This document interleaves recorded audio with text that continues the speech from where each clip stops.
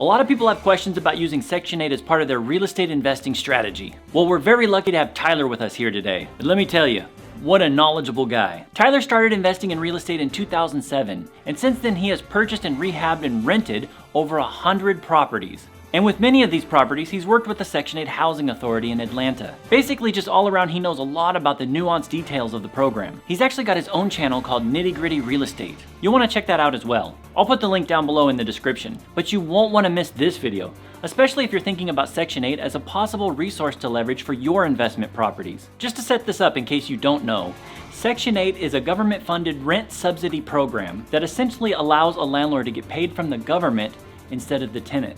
Even I, which by the way I've done a lot of Section 8 myself, was like, whoa Tyler, you're blowing my mind. So watch this video to the end. But first, if you appreciate content like this, that like button needs you to click it. It's kind of like the food that keeps YouTube alive. And YouTube is always hungry. Yeah, I don't know. Let's not waste any time. Let's just get right into it. Subscribe. Tyler from Nitty Gritty Real Estate, welcome. Glad to have you here. Thanks for having me.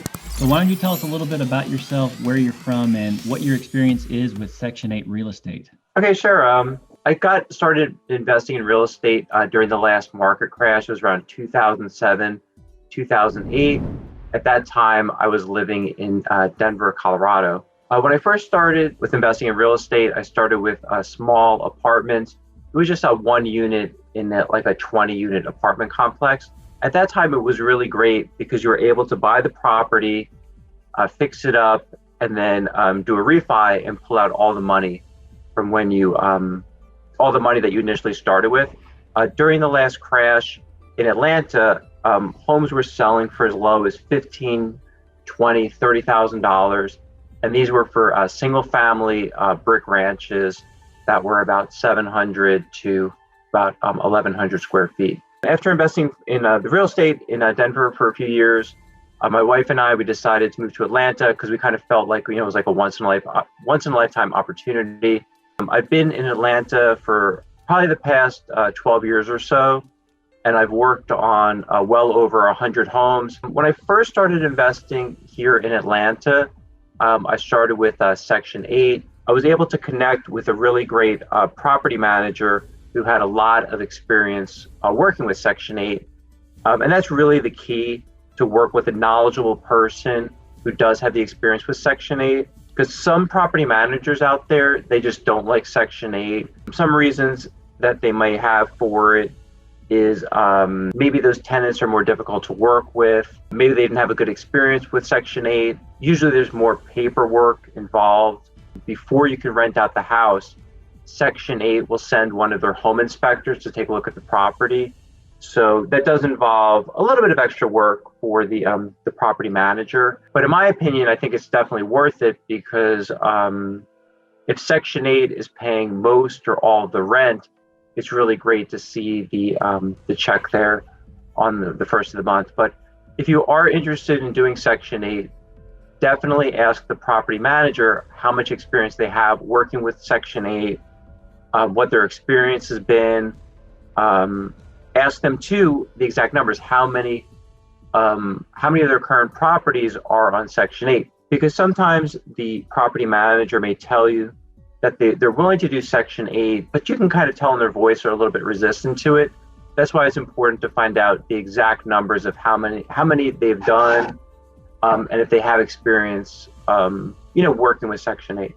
Another great thing about the property manager I worked with here in Atlanta was he knew a lot of the inspectors that would come out from Section 8. So that would kind of help, grease the wheels a little bit. He kind of knew which inspectors were more difficult and then which ones were easier to get along with.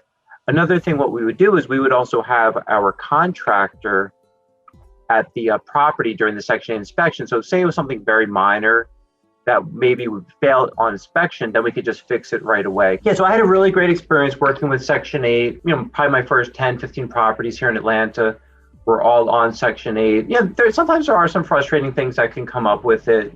Sometimes you might have to wait 1 week, 2 weeks, 3 weeks for the Section 8 inspector to come out there. But in the long run, I think it's definitely worth it.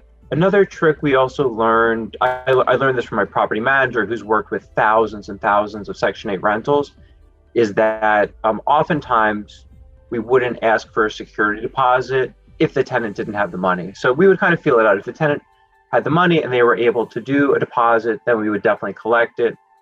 But if the tenant was short on money or they didn't have it, then we would just forego it. Because one thing you have to think about, if it takes you an extra 1, 2, or 3 months to find a tenant who does have the security deposit, you kind of, you're at a net negative anyway. You're losing money. So would you work out a payment plan with the tenant to pay the deposit, or you just don't collect one at all? Typically, we just wouldn't collect one at all. Our main focus was to get the property rented as soon as possible. And if the person didn't have the money, we would just kind of let it go. And one reason why we felt more comfortable with foregoing a deposit was we did have Section 8 behind us as well. So if the tenant didn't take good care of the property, or if they caused some damage, we could always go back to Section 8 and we could show them the before and after pictures. And then, Section 8, Section 8, they would ask the tenant, to make up that difference. That might be different in different parts of the country, because I know here in California, I don't think they pay anything if the tenant damages your property. Yeah, that's a really great point. Sometimes people, they talk in great generalities. So I think each county could have its own Section 8 program. So I highly recommend, if you're interested in doing Section 8, contact the local Section 8 authority and find out what their rules and regulations are. Another place too, because you always want to get information from several different sources. So I'd also recommend joining your local real estate investment club. Every major city has at least 1, 2, or 3 real estate investment clubs, and they go by the abbreviation REIA. Every major city has at least 1, 2, or 3 real estate investment clubs, and they go by the abbreviation REIA. So just say, for example, you're in Columbus, Ohio. Just type Columbus, Ohio Real Estate Investment Association, and then join that group. Usually it costs $75 to maybe $125 a year to join. And the reason why you'd want to join is you can connect with other local real estate investors who are working with Section 8, and you can get their experience. And just like with anything, don't rely on just one person. Try to talk to 3, 4, 5 people who actually have houses on Section 8 in that area. So, it's good to hear different advice from different people. And then you can kind of weigh the pros and cons to see what works best for you. So just to follow up a little bit on what you just said, I was wondering if you could highlight for the audience some of the pros and cons, in your opinion, of the Section 8 program. Yeah, so one of the pros that I see in my mind, probably one of the top ones, is I'll say like the quote unquote guaranteed income. Of course, there's no guarantees in anything, but I would say especially now, a lot of people losing their jobs, a lot of income instability. Landlords who have tenants that are on Section 8, you can consider it, pretty much guaranteed income.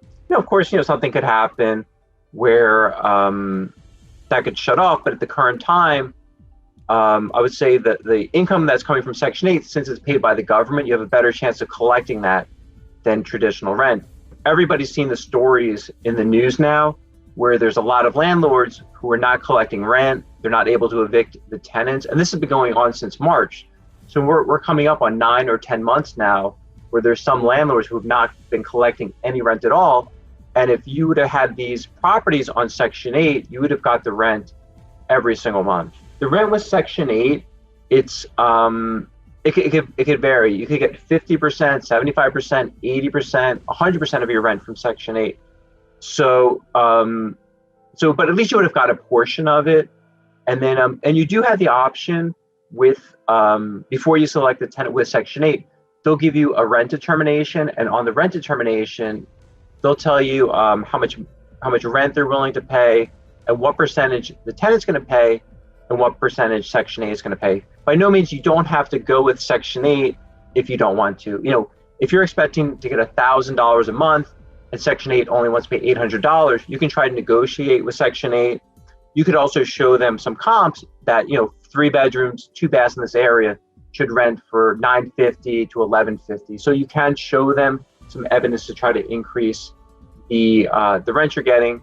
But if you're not happy with the rent that they're giving you, if you feel it's too low, Or say, for example, the rent's $1,000. They're saying the tenant has to pay $300 and Section 8 will pay $700.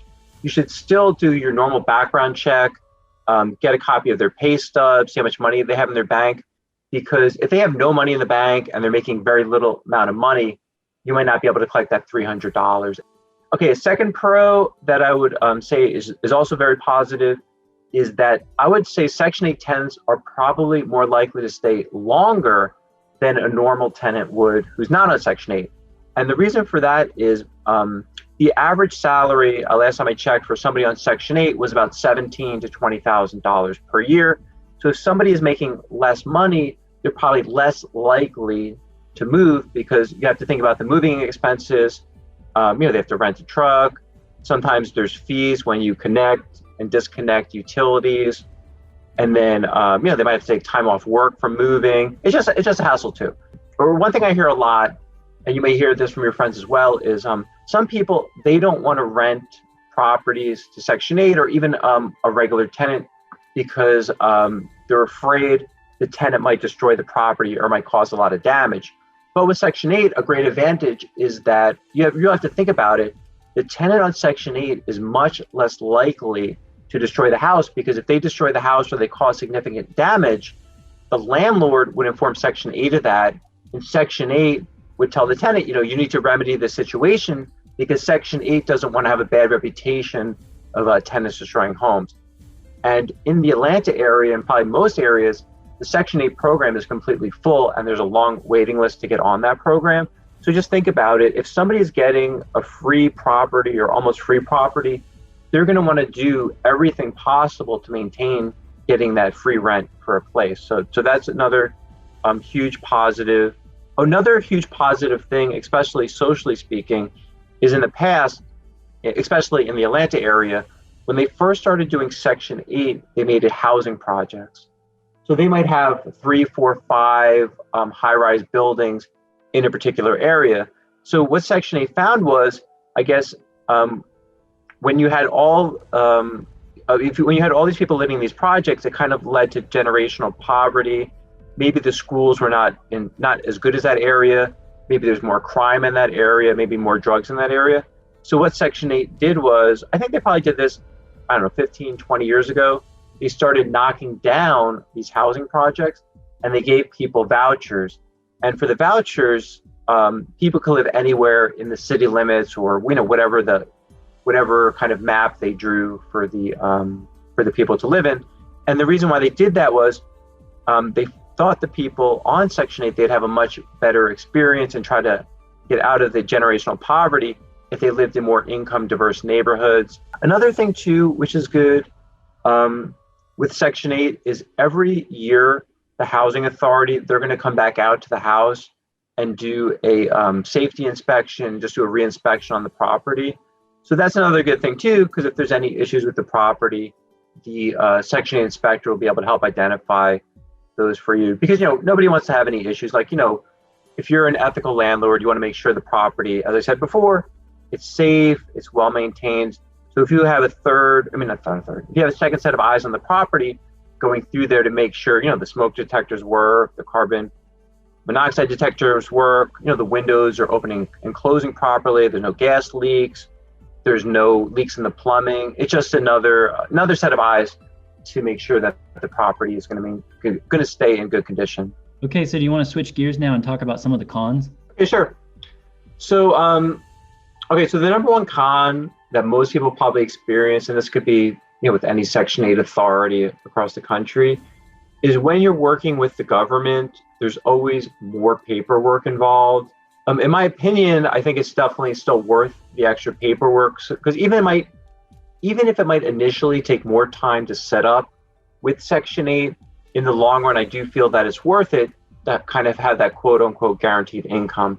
But if you're that kind of person who doesn't like to deal with paperwork or bureaucracy, then Section 8 might not be the best bet for you. So definitely, there's more paperwork involved. The other thing too is it may take longer to get the home rented. If you have a standard rental, if an applicant comes, they fill out the application, you do a background check and everything looks good, normally you could have them in the house, within maybe 5 to 7 business days. But with Section 8, there's more hoops that you have to jump through. First, you have to find the tenant. The second thing is the Section 8 authority, they're going to come out and inspect the property before they're going to allow the tenant to move in there. And I definitely understand that because they want to make sure that the home is safe and it's in good order. A lot of Section 8 authorities, they could actually provide you with a checklist. Usually it could be like 30, 40 items that they're going to look at. So I would definitely recommend getting a copy of that checklist and know what the Section 8 inspector is looking for. This way, what you can do is you could have your home inspector or contractor go through that Section 8 list and kind of do a pre-inspection. So one example would be to make sure all the windows open and close properly, the smoke detectors are working. Some Section 8 authorities will make sure that there's handrails, that the handrails are to code, that the stairs and steps are to code. So these are all basic things that we should be doing anyway to make sure that the home is safe.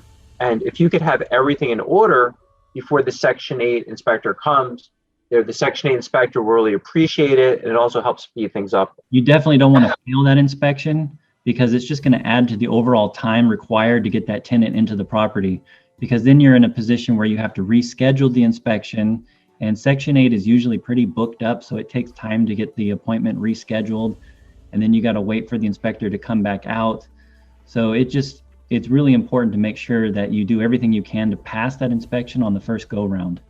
Okay, so another thing to also consider is that people on Section 8, a lot of them are living at poverty or very close to poverty. So you need to take in consideration, are they going to be able to make their utility bills? So one utility bill, especially, this is extremely important in the Atlanta and also the Decatur area, is that in our area, if the tenants do not pay the water bill, the water company does not automatically shut off the water. And this could apply in other places as well. And some people have found that the water bill can stick with the property. So say the water bill got run up to $1,000, $2,000, $3,000, and the tenant's not able to pay for it, and then you have to evict the tenant, then you may be stuck with that bill. Next con, and this doesn't apply everywhere, but this is one example in California, is if you have to evict the tenant, there might be some rules and regulations with the Section 8 authority there that you have to wait approximately 90 days or so. So you definitely want to take a look at that. Another con is you don't have the ability to just raise the rent whenever you want to. A lot of Section 8 authorities, you have to get the rent increases approved by Section 8, and it's really at their discretion. They can increase it or not decrease it. One thing I came across too was in my area in Atlanta is that Section 8 even has the option to lower the rents. So you have to keep that in mind as well. It's not that the rent will always stay the same. So you have a little bit less flexibility, with the rent and what you can would do with that. Another thing, as I mentioned earlier, since the tenants are kind of might be making less money than a regular tenant, they might also have a decreased ability if there's any damages in the property to fix them.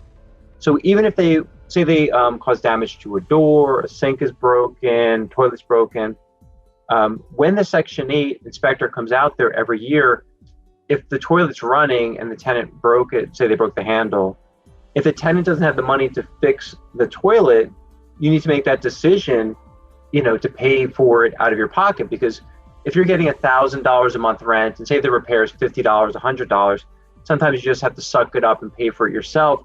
Because, obviously nobody's going to want to lose $1,000 a month rent over not doing a $100 repair. Another con to consider is a lot of Section 8 housing authorities, they're going to require you to use their lease and their contract.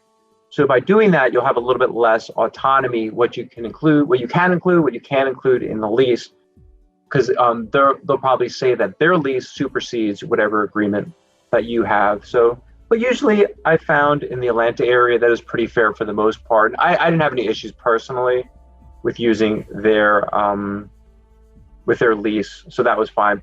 One of the keys to your success will be your relationship with the tenant. So you always want to keep it friendly. Another thing too, probably like the number one reason why a tenant would leave is that the house is not maintained in good order. So I definitely recommend at least 2 to 3 times a year, send your contractor over the property, make sure you clean the leaves out of the gutters, change the furnace filters. Here in the Atlanta area, a lot of the furnaces are in the crawl space, and it's very tight down there. There could be snakes, bugs, spiders, rodents, all different kind of things. So there's a lot of tenants that are just not going to go in there. The other thing too with furnaces, sometimes it's even hard to tell which direction you have to put the filter in there.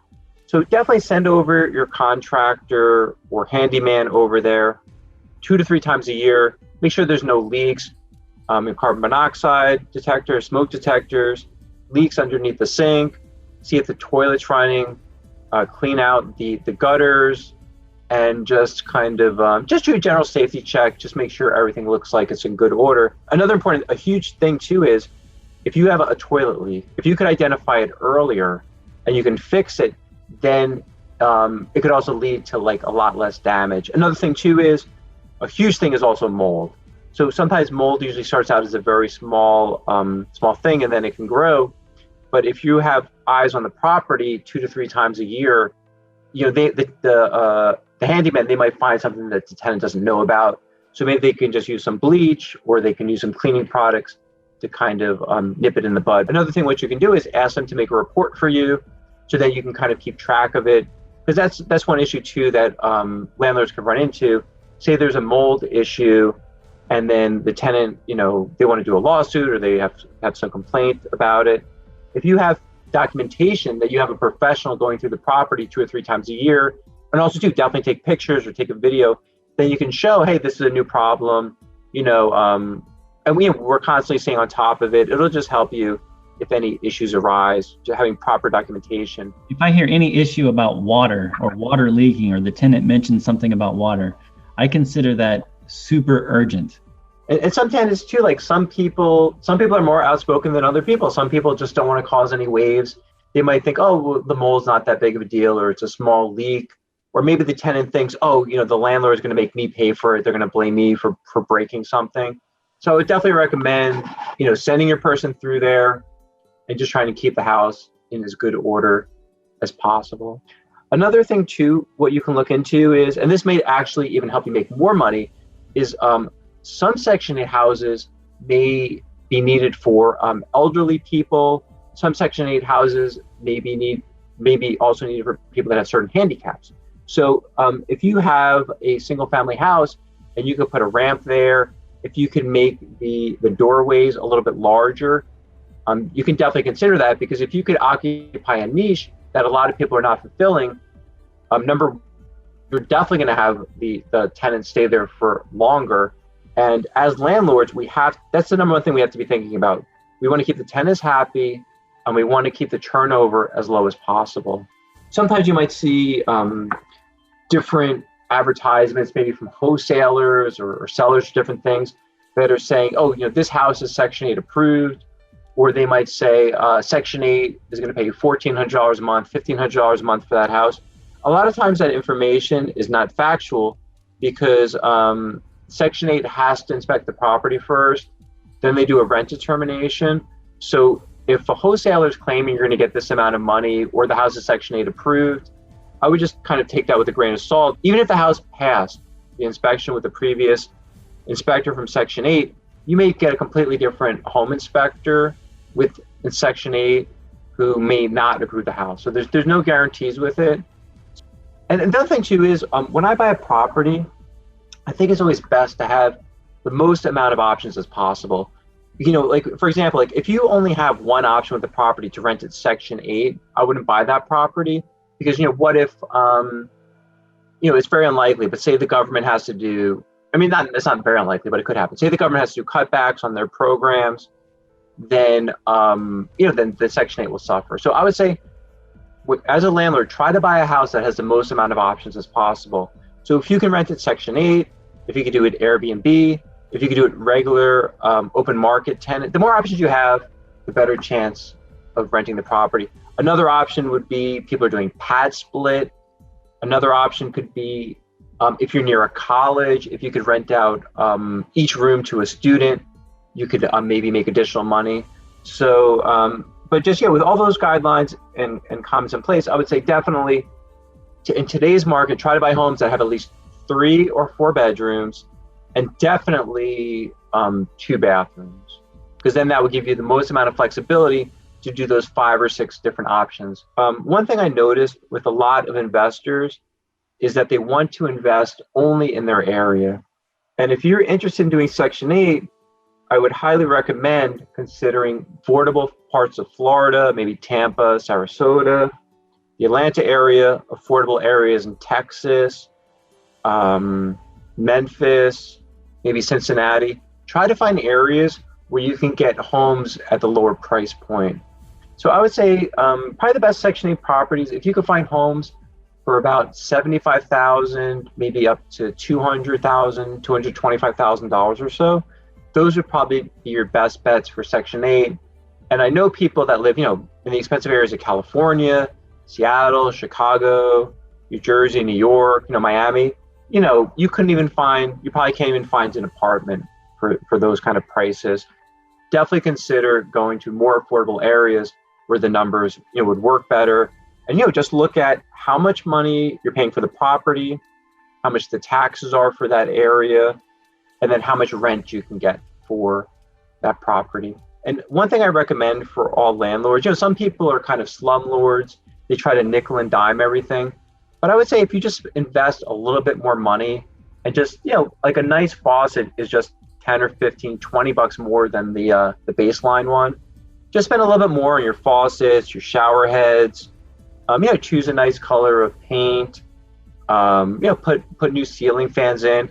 If you just spend a little bit of extra money, the tenants are really going to appreciate it, and you're really going to stand out above other landlords who are just trying to nickel and dime everything and just kind of be like really cheap. I think people can see when you're trying to give like a good faith effort and try to make the house as nice as possible.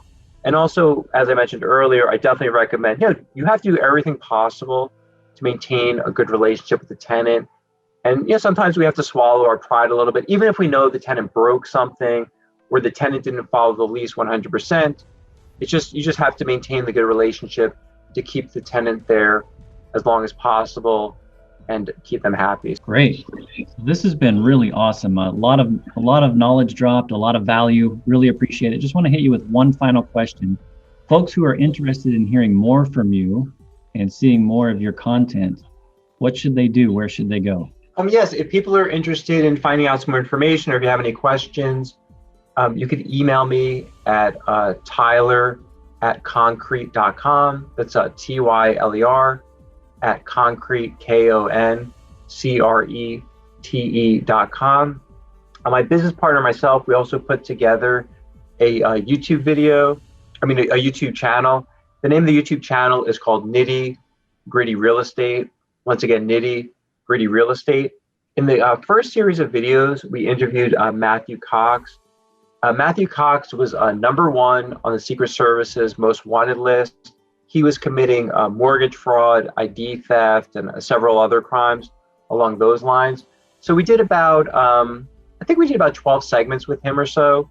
The main purpose of the videos, obviously we don't condone any of his bad behavior, but we did it to show investors about how not to get scammed and how not to get ripped off in real estate. So once again, that's Nitty Gritty Real Estate, and you can find us on YouTube, and we'll be releasing more videos in the future. The other thing too is I have a weekly meetup group, and we meet every Wednesday at 7 p.m. and we do this via a Zoom call. So if you're interested in joining the Zoom call, please send me a message and I can send you the link to the weekly Zoom meeting. There's no cost to join the meeting.